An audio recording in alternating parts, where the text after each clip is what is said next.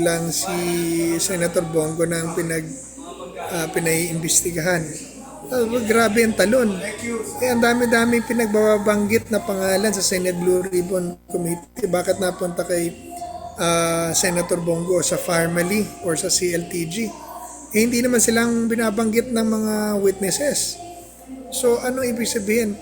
Ang pinag-uusapan ngayon, flood control. Ang flood control scandal nangyari nung panahon na nila nitong 2023, 24, 25. Bakit tayo babalik sa 2016 to 2022? Yung term na na cowardice, no? Sabi nila, ito ba yung tinatawag sa kasalukuyan natin ngayon na sabi ito na nagsilantaran na yung mga malalaking problema ng korupsyon dito sa ating bansa.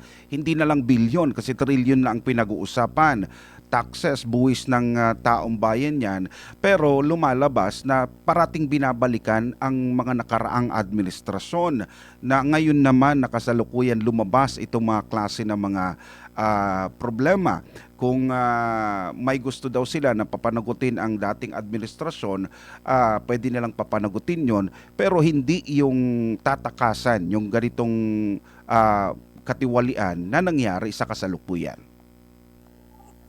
Opo, tama yan, Paul.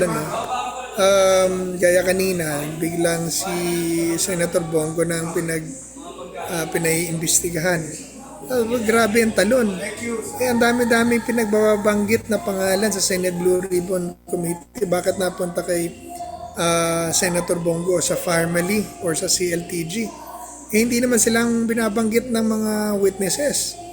So ano ibig sabihin?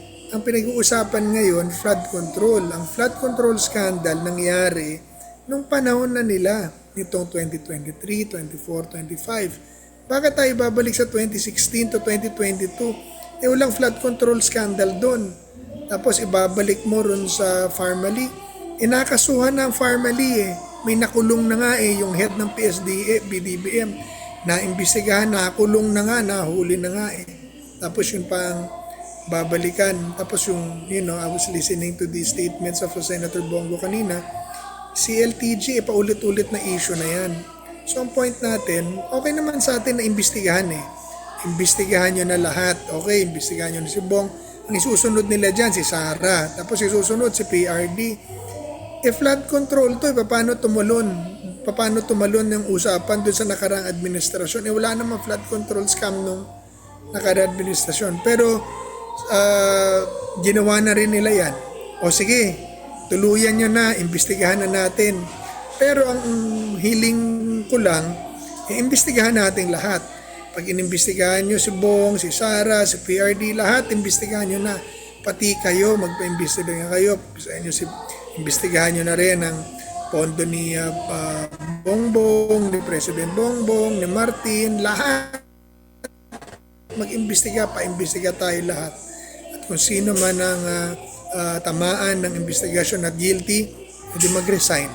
Yun, mas maganda po kung gano'n ang gagawin nila. Walang pilian. Sabay-sabay, doon tayo sa Senate Blue Ribbon Committee magpa-imbestiga para naririnig ng lahat at nakikita ng lahat. Sabay-sabayin nyo na para lahatan talaga.